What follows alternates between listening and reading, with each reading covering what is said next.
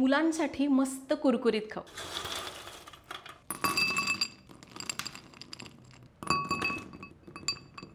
तर बघितलं, दोन्ही प्रकार मस्त कुरकुरीत आणि असे खावेसे वाटतात। मुख्य म्हणजे पौष्टिक आहे बरं का। तर आज आपण करतोय दोन प्रकारचे कॅरमल मखाना। तर पहिला आहे मस्त देसी कॅरमल मखाना जो आपण गुळ वापरून केलाय, आणि दुसरा चॉकलेट कॅरमल मखाना। पण यातला ना हा देसीवाला मला जास्त आवडला, इतका कुरकुरीत झाला। ऐकला आवाज? तर दोन्ही पदार्थ मुलांना आवडतील असेच आहेत, महिनाभर टिकतात। मुख्य म्हणजे यातला देसी मखाना तर पौष्टिक आहे असं म्हणू शकतो, कारण गूळ आणि तुपापासून आणि मखाना वापरून केलेला आहे। एकदम सोपा आहे। दोन्ही रेसिपीज पौष्टिक आहेत, पटकन होणाऱ्या आहेत, मुलांना आवडणाऱ्या आहेत आणि महिनाभर टिकणाऱ्या आहेत। त्यामुळे उन्हाळा सुट्टी लागली त्यांच्यासाठी जरूर करा।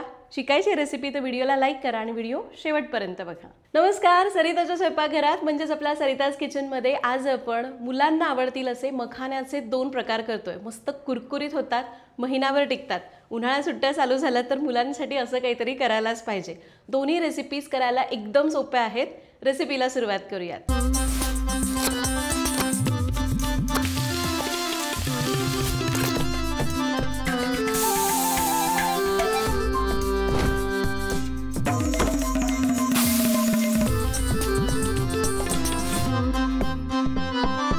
तर आपण पहिल्यांदा गूळ वापरून मखाना करतोय। त्यासाठी साहित्य काय लागणार आहे ते आधी सांगते। तर आपल्याला लागणार आहे 1.5 कप मखाना, अर्धा कप बदाम, 1 कप बारीक चिरलेला गूळ, 2 चमचे साजूक तूप आणि थोडेसे पांढरे तीळ।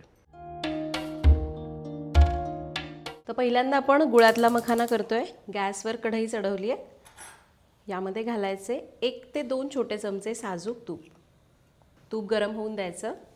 तर तूप गरम झालंय, यामध्ये पहिल्यांदा मखाने भाजून घ्यायचे। गॅस आता करूयात कमी आणि मखाने छान कुरकुरीत होईपर्यंत भाजायचे। असे पहिल्यांदा आपल्याला ते चिवट असतात ना, त्यामुळे असेच वापरले तर मग वरून ते कुरकुरीत होईल पण आतमधनं चिवट राहील। त्यामुळे गॅस कमी ठेवू आणि तुपामध्ये एक 3 ते 4 मिनिटं मखाने मंद आचेवर चांगले भाजून घेऊ। तर मखाने 3 ते 4 मिनिट छान भाजले। हे बघा असे तुटले ना, आता खूप गरम आहेत आणि जेव्हा आपण याला तोडतोय तर छान कुरकुरीत आवाज येतोय। या पद्धतीने हे भाजलेले आहेत। आता मी काय करते, अगदी चिमूटभर मीठ यामध्ये घालते आणि याला अजून 1 मिनिटभर भाजून घेऊ। तर मखाने मिनिटभर भाजले। गॅस करूयात बंद। हे बघा छान भाजलेले आहेत आणि याला एका ताटामध्ये काढू।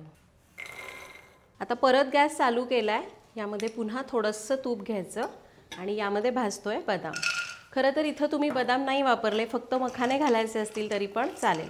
आता बदाम सुद्धा तुपामध्ये असे छान कुरकुरीत होईपर्यंत मंद आचेवरच तळून घेऊ। तळून घ्यायचे म्हणजे थोड्याशा तुपामध्ये असे छान फुलेपर्यंत भाजून घ्यायचे। तर एक 4 ते 5 मिनिटं बदाम मंद आचेवर भाजले। असं छान टपोरे झालेले, चटचट आवाज यायला लागलाय। तर गॅस करूयात बंद आणि यांना मखाण्यासोबतच काढून घेऊ। तुम्हाला पाहिजे तर बदामाला सुद्धा तुम्ही भाजून झाल्यावर थोडंसं मीठ टाकू शकता चिमूटभर, म्हणजे त्याला पण अशी छान खारट चव असेल तर मखाने बदाम भाजले।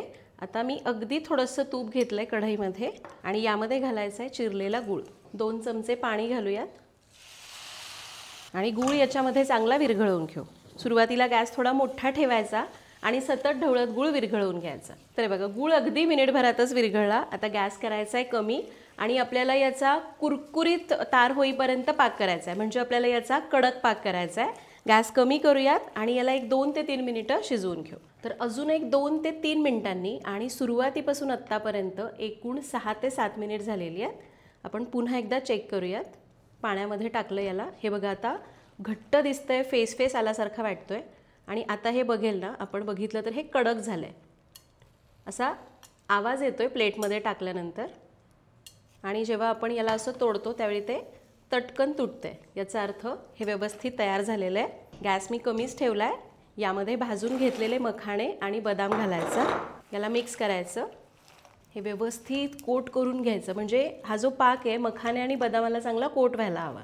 आता यामध्ये घालूयात 1 चमचाभर तीळ, किंवा नाही घातले तरी चालतील, तीळ पण मिक्स करून घेऊ। तर याला मी चांगलं एकजीव करून घेतलं आहे। हे बघा हे आता छान कोट झालं आहे गुळाचा पाक या सगळ्याला। गॅस करूयात बंद। आता याला गरम गरम असतानाच पटकन बटर पेपर लावलेला किंवा तूप लावलेला ताटामध्ये काढायचं आणि याला असंच एकसारख्या लेअरवर पसरून टाकायचं। तर याला आपण पसरवून घेतलं, अर्धा तास याला आपण मागे गार करायला ठेवू आणि तोपर्यंत आपण दुसरा प्रकार करू, चॉकलेट मखाना. त्यासाठी साहित्य काय लागणार आहे ते आधी बघूया. तर आपण घेतलेत 1.5 कप मखाने, अर्धा कप बदाम, 2 चमचे साजूक तूप, 1 टेबलस्पून बटर आणि आपल्याला 1 कप डार्क कंपाऊंड चॉकलेट लागेल. साहित्य बघितलं. आता सगळ्यात पहिल्यांदा आपल्याला चॉकलेट कट करायचं आहे. आता इथं आपण जे चॉकलेट वापरतो ना त्यात पण प्रकार असतात. जे खूप डार्क असतं ते गोडीला कमी गोड असतं आणि जे थोडंसं फिकट रंगावर येतं ते जास्त गोड असतं. त्याच्यावर पर्सेंटेज लिहिलेलं असतं. तुम्हाला जसं हवं ते चॉकलेट घेऊ शकता. इथं हे जवळपास 50% गोडी असलेलं चॉकलेट आहे. म्हणजे खूप कडूही नाही किंवा खूप गोडही नाही. तर आता आपण याला कापून बरोबर 1 कप मोजून घेऊ. तर चॉकलेट कट करून 1 कप मोजून घेतलं. आता आपण मखाने भाजूयात. आता मखाने भाजण्यासाठी कढईमध्ये घ्यायचे चमचाभर तूप, त्यामध्ये घालायचे मखाने आणि मगाशी आपण कसे मंद आचेवर भाजले तसेच कुरकुरीत होईपर्यंत भाजायचे. तर मखाने छान कुरकुरीत भाजले, 3-4 मिनिट लागले. याला एका ताटात काढूया. आता अजून चमचाभर तूप घेऊ आणि बदाम भाजू. बदामसुद्धा मंद आचेवर असे त्याचं साल तडकेपर्यंत छान टम्म फुगेपर्यंत भाजायचं. तर बदाम पण छान भाजले गेलेले आहेत. हे बघा साल तडकलं आहे त्याचं. गॅस करूयात बंद आणि यालाही मखान्यासोबत काढून घेऊ. आता इकडे या पातेल्यामध्ये मी पाणी उकळायला ठेवलं होतं. पाण्याला उकळी आली की त्याला खाली उतरवलं. यावर आपल्याला असा बोल ठेवायचा आहे जो व्यवस्थित त्याच्यामध्ये बसेल आणि हे कापून घेतलेलं चॉकलेट यामध्ये घालायचं आणि याला मिक्स करायचं. हे डबल बॉइलिंग मेथडमध्येच आपण याला मेल्ट करतो आणि त्या वाफेवरच ते मेल्ट होतं. म्हणजे तिथं जी उष्णता तयार होते ना त्याच्यावर. तर हे बघा 2-3 मिनिटातच चॉकलेट छान मेल्ट झाले. यामध्ये थोडंसं बटर घालूया. मिक्स करायचं. बटर मिसळलं. आता यामध्ये मखाने आणि बदाम घालायचे. याला पण छान मिक्स करायचं. मुलांना किती आवडेल ना असं चॉकलेट दिसतंय आणि आतमध्ये असा कुर्रकन मखाना किंवा बदाम येतो. मुलं खूप आवडीने खातील. फक्त एक गोष्ट लक्षात घ्या बरं का, आपण जो बोल वापरतो ना तो स्टेनलेस स्टीलचा चालेल, काचेचा पण चालतो, पण तो हीटप्रूफ असावा. एकदा माझ्याकडून ही चूक झाली होती की मी असं एक साधा कुठला तर काचेचा बोल घेतला, त्याच्यावर माहिती मी काय लिहिली ते वाचलं नाही, तो हीटप्रूफ नव्हता आणि मी चॉकलेट गरम करत असताना तो फुटला. सो भीती वाटली होती त्यावेळी मला. तुम्ही ही चूक करू नका किंवा सरळ स्टेनलेस स्टीलचा बोल वापरा किंवा पातेलं वापरायचं. चला याला मी मिक्स करून घेतलं आहे. आता काही नाही, इथं मी ताटाला मगाशीसारखाच बटर पेपर लावला आहे. त्याच्यावर याला काढायचं आणि पातळ पसरवायचं. तर याला मी ताटामध्ये पसरवलं आहे. तुमच्याकडे बटर पेपर नाही, तूप लावलेल्या ताटावर पसरवा. आता याला एक अर्धा तास असंच ठेवू. तुम्हाला जर पटकन खायची इच्छा आहे तर 5 मिनिटं फ्रीजमध्ये ठेवा, हे लगेच सेट होईल. चला याला मी आता अर्धा तास असंच ठेवते. तर अर्धा-पाऊण तास झालेला आहे. पहिल्यांदा आपण हे गुळाचं करून ठेवलं, त्यानंतर चॉकलेटचं केलं. दोन्हीला आपण एक अर्धा-पाऊण तास ठेवलं होतं. जास्त वेळ ठेवलं तरी चालतं. हे फक्त पूर्ण गार होऊन द्यायचं. आणि जर तुम्हाला वाटलं की खूप उन्हाळा आहे, चॉकलेट तुमचं सेट होतच नाही, तर याला फ्रीजमध्ये ठेवून द्या. म्हणजे अगदी एक 10-15 मिनिटामध्ये सेट होतं. हे बघा चॉकलेटसुद्धा मस्त सेट झालं आहे. आता आपल्याला याला काढून घ्यायचं आहे. तर गुळाचं काही फार अशी चिकटून बसलं नाही, त्यामुळे अगदी सहज वेगळं होतं. छान तयार झालं आहे. आणि हे बघा तुम्हाला आवाजावरून कळतं आहे छान असं कुरकुरीत झालेलं आहे. या पद्धतीने मुलांना किती आवडेल इमॅजिन करा. आणि त्यानंतर हे चॉकलेटचं हे तर ना हे तयार करायचं आणि मुलं आली की मुलांना म्हणायचं तुम्हीच हे काढा.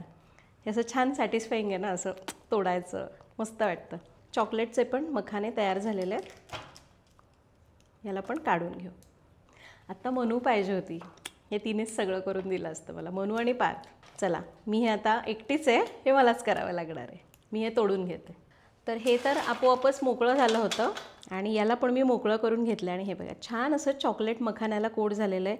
आणि इकडे बदाम पण आहे, बदामाला पण ते छान कोट झालं आहे. तर हे आपलं देसी मखाना कॅरमल आणि हे थोडंसं वेस्टर्न चॉकलेट मखाना कॅरमल. तर एक सांगते, देसी आपलं कुठंही चालतं, कसंही ठेवा, मस्त कुरकुरीत तसंच राहतं, फक्त हवाबंद ठेवा. पण आत्ता खूप उन्हाळा आहे किंवा जर तुम्ही दमट जागेच्या ठिकाणी राहताय तर याला सेट करण्यासाठी फ्रीजमध्येच ठेवा. आणि हे तयार झाल्यानंतरसुद्धा बरणीमध्ये भरून फ्रीजमध्ये ठेवा, म्हणजे हे जास्त कुरकुरीत राहतं. कारण चॉकलेट आहे आपलं साधं जे पॅकेटवालं रेडीमेड चॉकलेट येतं ते सुद्धा मेल्ट होतं, तर ये क्या बात आहे. त्यामुळे यालासुद्धा तुम्ही शक्यतो फ्रीजमध्ये ठेवा. थंडीत असेल तर तर वेगळी गोष्ट आहे. तर हे तयार झालं. हे तयार झाल्यानंतर तुम्ही बरणीमध्ये भरून फ्रीजमध्ये ठेवलं तर महिना ते 1.5 महिना आरामात टिकतं आणि छान कुरकुरीत होतं. तर आता उन्हाळ्याच्या सुट्ट्या आहेत, मुलांना काही वेगळं करायचं आहे तर ही रेसिपी जरूर ट्राय करा. मला यातलं ना हे आपलं देसीवालं जास्त आवडतं, कारण मला चॉकलेट तितकं आवडत नाही, पण मुलांसाठी करायला हरकत नाही. करून बघा, कमेंटमध्ये सांगा. पुन्हा भेटूयात अशाच एका नवीन व्हिडिओमध्ये. तोपर्यंत धन्यवाद.